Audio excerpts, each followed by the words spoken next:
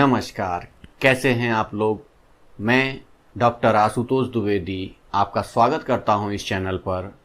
हम लोग प्रतियोगी परीक्षाओं की तैयारी कैसे करें इस सीरीज पर आगे बढ़ रहे थे। इस सीरीज में हम लोग देख रहे थे कि सिविल सर्विसेज की तैयारी कैसे करते हैं हम लोग। अभी पहले कुछ वीडियो में हमने प्रीलिम्स परीक्षा और मुख्य परीक्षा के विषय में चर्चा की है। आज हम इसके 6वें वीडियो में साक्षात्कार के विषय में या इंटरव्यू के विषय में चर्चा करेंगे। इंटरव्यू और मुख्य परीक्षा के अंक मिलाकर ही आपका स्थान निश्चित होता है या आपका रैंक निश्चित होता है या आपके चयन की स्थिति निश्चित होती है। उसी हिसाब से आपको आपकी पोस्ट का आवंटन किया जाता है। उसी आवंटन के साथ आपको वो पोस्ट प्राप्त होती है। फिर आपको उसके बाद कैडर अलॉट होता है। कैडर अलॉट होने के पश्चात ही आप लोग अपनी ट्रेनिंग पर जाते हैं।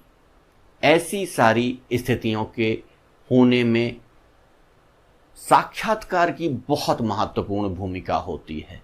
साक्षात्कार के विषय में लोगों को जानकारी बहुत कम है, प्रतियोगी छात्रों को जानकारी बहुत कम है। इस जानकारी के अभाव में कई बार वो बहुत परेशान हो जाते हैं। जैसे मान लीजिए मेंस परीक्षा उनकी अच्छी नहीं गई है, तो वो ये सोचते हैं कि इंटरव्यू के समय उनके मुख्य परीक्षा के अंक इंटरव्यू बोर्ड के पास होंगे और बोर्ड उन अंकों को देखकर ही उन्हें अंक प्रदान करेगा, जबकि ऐसा नहीं होता है। सिविल सर्विसेज परीक्षा में अंक किसी को पता नहीं होते हैं। ये अंक और मुख्य परीक्षा के अंक और इंटरव्यू के अंक बाद में मिलाए जाते हैं, बाद में जोड़े जाते हैं। ये बंद लिफाफों में रखे रहते हैं। बाद में ये सारे बंद लिफाफे खोले जाते हैं जब रिजल्ट बनता है और उनको एक साथ जोड़ा जाता है। इसके पश्चात रिजल्ट बनता है। तो साक्षात्कार या इंटरव्यू में जो आपका प्रदर्शन है उसी के आधार पर आपको अंक प्राप्त होते हैं। आपकी मेंस परीक्षा में क्या परफॉर्मेंस थी, इससे इंटरव्यू से कोई लेना देना नहीं है। कई बार ऐसा होता है कि इंटरव्यू में बहुत कम अंक आते हैं, लेकिन मुख्य परीक्षा में उसके बहुत अंक आते हैं। अगर ऐसा होता तब ऐसी स्थितियां नहीं बनती। ये परिस्थितियां तभी बनती हैं जब आपको अंक पता ना हो और परीक्षार्थी के व्यक्तित्व में कमी हो या परीक्षार्थी कैसे इंटरव्यू दिया जाता है उसको वो पता ना हो, तब वो स्थितियां उत्पन्न होती हैं। आज हम इस बारे में चर्चा नहीं करेंगे कि इंटरव्यू कैसे दिया जाता है। इसके लिए विस्तार से हम एक बड़ा वीडियो लेकर आएंगे, लेकिन आज हम केवल इंटरव्यू के बारे में छोटी छोटी कुछ चीजों की चर्चा करेंगे। वो चीजें क्या हैं? आईएएस में 1750 अंक की मुख्य परीक्षा होती है और 275 अंक का साक्षात्कार होता है। जब साक्षात्कार और मुख्य परीक्षा के अंकों का औसत निकाला जाए, या कह लीजिए कि साक्षात्कार के परीक्षा का कुल अंक जो हैं उसका 15% अंक साक्षात्कार के होते हैं। मुख्य परीक्षा के जितने अंक होते हैं उस अंक के 15% अंक 15.75 अंक यानी कि 15.71% अंक होते हैं। यदि ये दोनों अंक मिला दिए जाएं और टोटल में से साक्षात्कार के अंक का परसेंटेज निकाला जाए तो वो 13.5 आता है।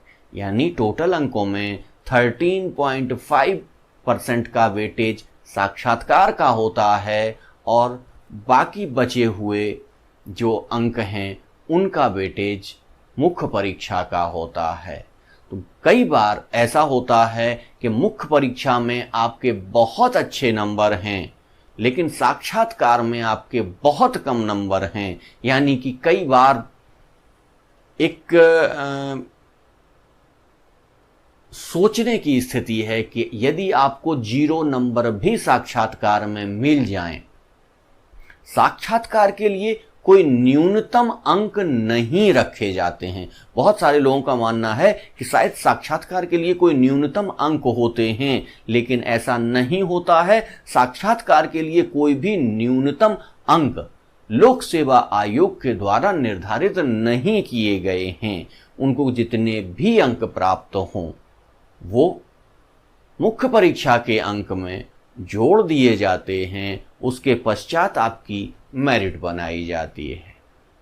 मुझे याद है इस समय जो पन्ना के डीएम हैं, मध्य प्रदेश में पन्ना जगह पड़ती है, पन्ना के जो डीएम मिश्रा जी हैं, मिश्रा जी का इंटरव्यू मुझे याद है।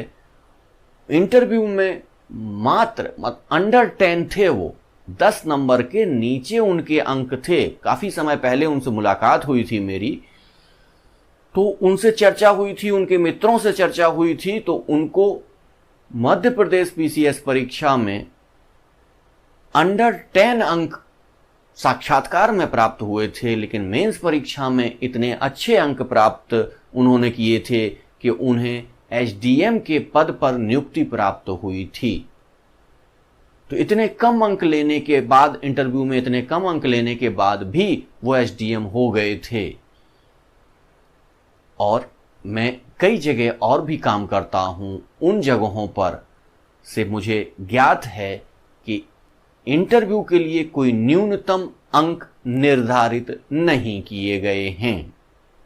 चलिए, ये तो इंटरव्यू के अंक की बात हुई। अब हम लोग देख लेते हैं कि इंटरव्यू होता क्या है और इसमें क्या क्या स्थितियां बनती हैं। मुख्यतः इंटरव्यू एक व्यक्तित्व का परीक्षण है, आपके ज्ञान का उतना परीक्षण नहीं है। ज्ञान तो माना जाता है कि वो सारी चीजें आपके अंदर हैं ही, क्योंकि आप परीक्षा और मेंस परीक्षा पास करके आ रहे हैं। ये मुख्यतः आपके व्यक्तित्व का परीक्षण होता है कि आपका व्यक्तित्व कैसा है। कई बार जो इंटरव्यू बोर्ड होता है उसमें एक स्पेशली साइकोलॉजिस्ट को बिठाया जाता है जो आपकी साइकोलॉजी चेक करता है। और साइकोलॉजी में कई बार आपसे ऐसे क्वेश्चन भी पूछ लिए जाते हैं जिसमें आप इरिटेट हों। तो ऐसे क्वेश्चन पर आपको इरिटेट नहीं होना है, आपको अपना संयम बनाए रखना है। और चूंकि समसामयिक घटनाओं पर, अंतर्राष्ट्रीय और राष्ट्रीय घटनाओं पर आपकी विशेष दृष्टि इसमें अवश्य स्वीकार की जाती है कि अंतर्राष्ट्रीय स्तर पर यदि कोई समस्या चल रही है तो वो समस्या क्यों हो रही है, कैसे हो रही है, इसके क्या कारण हैं, इसका क्या परिणाम होगा, इसका भारत के ऊपर क्या परिणाम होगा, ये सारी चीजें आपसे पूछी जाती हैं। और ये आपसे कहा जाता है, आपसे अपेक्षा की जाती है कि आप उन सवालों का अच्छे से तर्कपूर्ण ढंग से अपने मत को वहां पर रखें। यदि किसी बात पर आपका इंटरव्यू बोर्ड के साथ मतभेद भी हो जाता है, तब भी आपको अपनी बात बहुत शालीनता से रखनी है। और शालीनता से रखने के पश्चात आप उनसे अपने मत का विरोध भी जाहिर कर सकते हैं, लेकिन वो जाहिर करने का जो आपकी स्थितियां हैं वो ऐसी होनी चाहिए, बहुत ही विनम्र होनी चाहिए। उस विनम्र स्थिति में आप अपने मत को रख सकते हैं और उनके मत को आप ना मानते हुए अपने मत को वहां प्रस्तुत कर सकते हैं। लेकिन बस यहीं पर एक लकीर होती है, छोटी सी लकीर होती है। यदि आपने उस लकीर का ध्यान नहीं रखा, उस सीमा रेखा का ध्यान नहीं रखा तो आपका साक्षात्कार बहुत खराब हो जाएगा। यदि आप वहां पर इरिटेट हुए या आपको थोड़ा सा गुस्सा आ गया वहां पर, या आपने अपने उनको इंटरव्यू बोर्ड वालों को ये लगा कि आपके अंदर अहंकार है, आपको अपने ज्ञान पर बहुत अहम है, तो ऐसी स्थितियों में निश्चित तौर से आपका साक्षात्कार खराब हो जाएगा।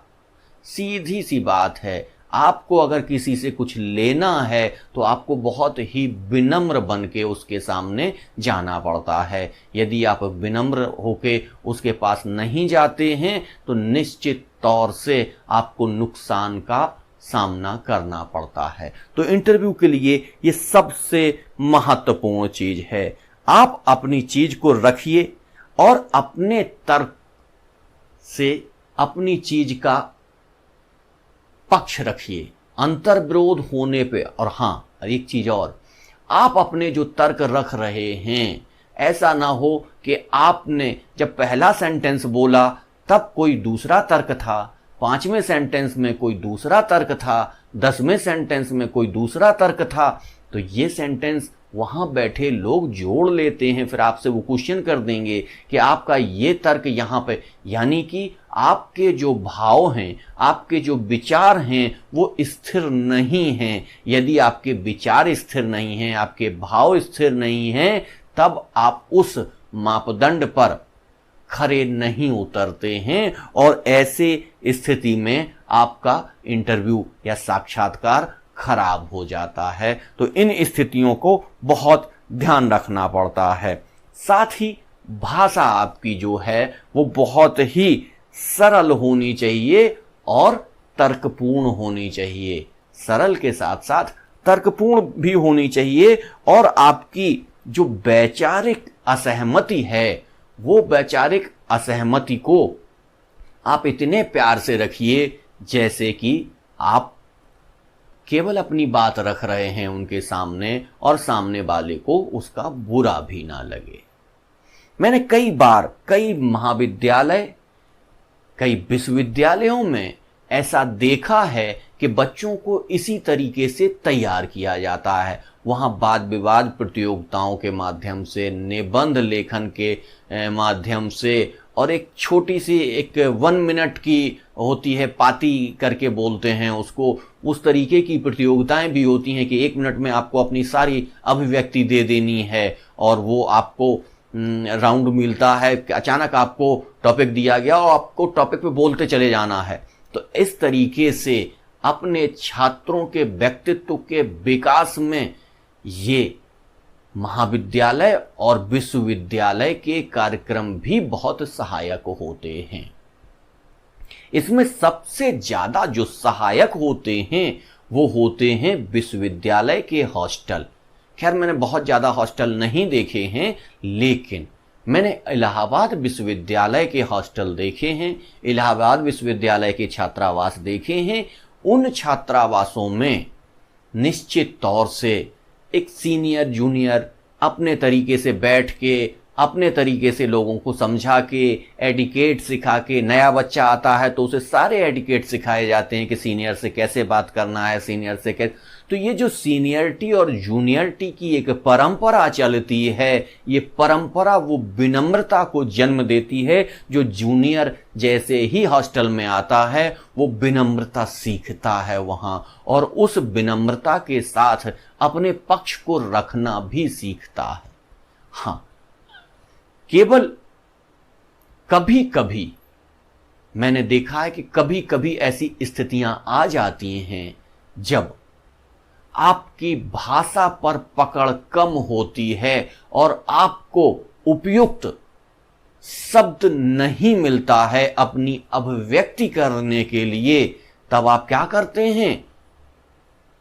क्योंकि हॉस्टल में आप अकेले रह रहे हैं, छात्रावास में आपको खुला माहौल मिल रहा है, विश्वविद्यालय में आपको खुला माहौल मिल रहा है, तो कई बार छात्र एब्यूज भी कर देते हैं और आपस में मित्रों में ऐसी चीजें चल जाती हैं। लेकिन इंटरव्यू में आपको ये बहुत ख्याल रखना है कि किसी भी प्रकार का ऐसा शब्द आपके मुंह से ना निकल जाए जिससे इंटरव्यू बोर्ड के लोग असहज महसूस करें अपने आप को। तो उन शब्दों से हमको बचना है।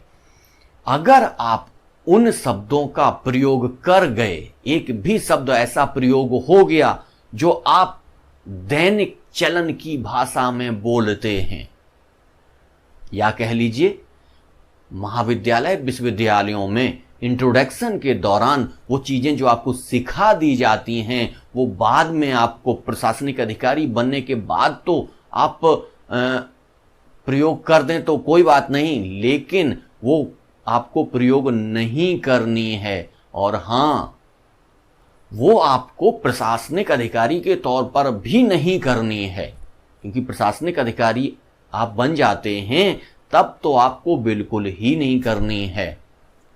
तो आपकी जो कमियां हैं वो कमियां आपको यहीं पर सुधार लेनी हैं। वो एब्यूज जो लैंग्वेज है आपकी उसको आपको बंद करना पड़ेगा। यदि आपके एक भी शब्द ऐसे वहां पर निकल गए जिससे कि इंटरव्यू बोर्ड के लोग अपने आप को असहज महसूस करने लगे तो निश्चित तौर से आपके अंकों में बहुत ज़्यादा कटौती हो जाएगी। और इंटरव्यू क्या है, हमने आपको बताया है कि इंटरव्यू आपके ज्ञान का परीक्षण नहीं, आपके व्यक्तित्व का परीक्षण है। और व्यक्तित्व, यदि आपकी लैंग्वेज में एक शब्द भी गड़बड़ हो गया तो आपका व्यक्तित्व खराब माना जाएगा। जैसे कि बहुत सारे दूध में अगर एक बूंद दही भी डाल दिया जाए तो सारा दूध फट जाता है। इसी तरीके से वो कार्य करेगा, एक शब्द आपके सारे इंटरव्यू को खराब कर देगा। तो इस तरीके की चीजों से आपको बचना पड़ेगा और आपको इसके लिए पहले से मॉक इंटरव्यू के लिए तैयारी करनी पड़ेगी। मॉक इंटरव्यू आप आयोजित करके अपने व्यक्तित्व के इन कमियों को दूर कर सकते हैं। और आपको विश्वविद्यालय और महाविद्यालय स्तर पर जब आप पढ़ रहे हैं तब आपको इन सामाजिक प्रतियोगिताओं में, इन डिबेट्स में भाग लेकर अपने व्यक्तित्व का विकास कर लेना होता है। जो छात्र अपने इस व्यक्तित्व का विकास नहीं कर पाते हैं उनका इंटरव्यू उतना अच्छा नहीं होता है और स्थितियां बहुत अलग हो जाती हैं। मैंने YouTube पर बहुत विद्वानों को सुना है। कई विद्वान तो ऐसे हैं वो ये मान के चलते हैं, वो बच्चों को सिखाते हैं कि इंटरव्यू बोर्ड के जो मेंबर्स हैं उनसे आप डरें नहीं, उनको आप मूर्ख समझ के आगे चलते जाएं, अपनी चीजें बताते जाएं। लेकिन ये एकदम गलत पैटर्न है, ऐसा नहीं करना है। क्यों? क्योंकि यदि हम उनको मूर्ख मान के बैठेंगे, यानी अपने आप को सुपर मान के बैठेंगे, तो ये भी एक कॉम्प्लेक्स होता है। ये आपको क्यों बता रहे हैं वो लोग कि आप डिप्रेशन में ना रहें। तो डिप्रेशन अगर आपका एक कॉम्प्लेक्स है तो सुपीरियरिटी भी एक कॉम्प्लेक्स है जो कहीं ना कहीं आपके व्यक्तित्व को नेगेटिव दिशा में ले जाता है। और उस नेगेटिव दिशा से बचने के लिए आपको सम रहना पड़ता है और सम रहने के लिए आपको एक नई सोच डेवलप करनी पड़ती है कि हम किसी भी बच्चे की चीज़ों को यदि हल कर रहे हैं तो उसको किस तरीके से हम समझाएंगे कि उसे आसानी से समझ में आ जाए। तो हम उनको मूर्ख नहीं मानेंगे, लेकिन हाँ, हम उनको एक अबोध बालक के तरीके से मान सकते हैं, एक बच्चे के तरीके से मान सकते हैं कि उन्होंने जो पूछा है उसको हम इतने तर्कपूर्ण और इतने अच्छे ढंग से समझाएं कि उनको वो सारी चीजें समझ में भी आ जाएं और उनको अच्छा भी लगे। जैसे ही हम इस शैली का डेवलपमेंट अपने अंदर कर लेते हैं तो हम बहुत सारी प्रतियोगिताओं के इंटरव्यू आसानी से निकाल लेते हैं और उसमें हमें कोई दिक्कत नहीं होती है। हाँ, एक चीज और कि इंटरव्यू बोर्ड में आपके व्यक्तित्व का परीक्षण है। व्यक्तित्व का परीक्षण है तो ऐसा नहीं है कि आपको एकदम बोझिल हो जाना है, वहां पर एकदम आप दबे हुए रहें, आपको वहां रखना है। लेकिन हाँ, अगर कोई मौका ऐसा आता है तो आप अपने ह्यूमर का भी प्रयोग कर सकते हैं, लेकिन ह्यूमर का प्रयोग बहुत सदी हुई भाषा में करना है। आपको सारे जो जवाब हैं वो बड़े मुस्कुराते हुए और अच्छे ढंग से प्रस्तुत करने हैं। और हाँ, एक चीज और, इंटरव्यू बोर्ड जो बैठा हुआ है, उस बोर्ड में जो व्यक्ति आपसे क्वेश्चन पूछ रहा है, आपको उसके साथ आई कांटेक्ट करना है, और आई कांटेक्ट के साथ साथ आपको अन्य लोगों को भी निग्लेक्ट नहीं करना है।